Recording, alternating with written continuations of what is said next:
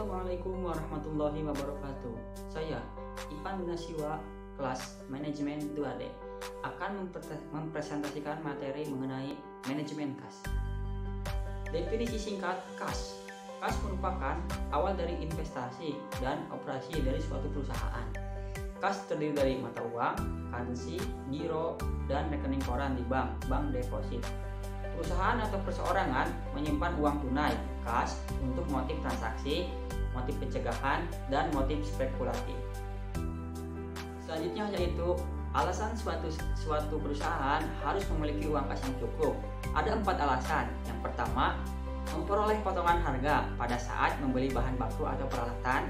Yang kedua, menjaga rasio cair, asset test ratio, agar tetap memperoleh kepercayaan dari kreditur. Yang ketiga, menangkap peluang bisnis sewaktu-waktu.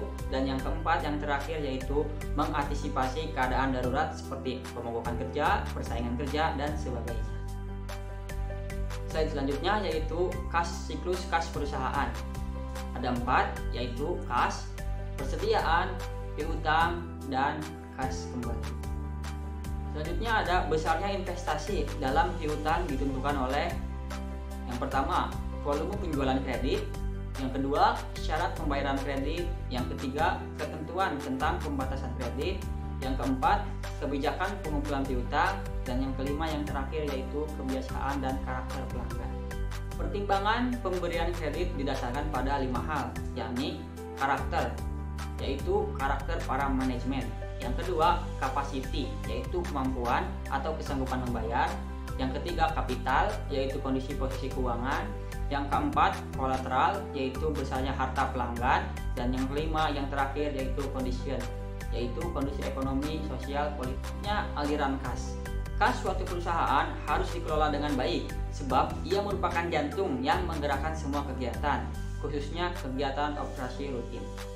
Suatu perusahaan yang kekurangan kas akan kehilangan kepercayaan dari luar dan dalam perusahaan. Pihak luar akan tidak percaya bila tagihannya tidak dibayar tepat waktu, dan pihak dalam, terutama buruh, akan tidak percaya bila upahnya tidak dibayarkan tepat waktu. Jika perusahaan kehilangan kepercayaan dari buruhnya dan pemasoknya, perusahaan tersebut akan lambat laun bangkrut.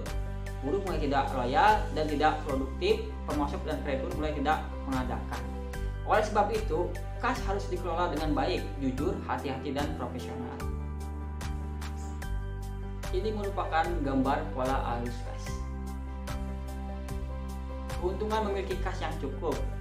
Perusahaan yang memiliki kas yang cukup merupakan perusahaan yang memiliki reputasi yang baik. Gambar tersebut adalah contoh dari soal keuntungan memiliki kas yang cukup. Yang terakhir adalah anggaran kas. Anggaran kas adalah perhitungan arus kas masuk dan arus kas keluar dalam periode yang ditentukan oleh penjualan tunai, piutang, pinjaman, pembelian bahan, upah buruh, biaya overhead pabrik, biaya pemasaran, biaya umum, dan biaya administrasi, beban bunga, dan angsuran pinjaman, pajak perseroan, dan yang terakhir pembayaran dividen. Sekian pemaparan presentasi yang dapat saya berikan. Mohon maaf atas segala kekurangan. Saya akhiri. Wassalamualaikum warahmatullahi wabarakatuh.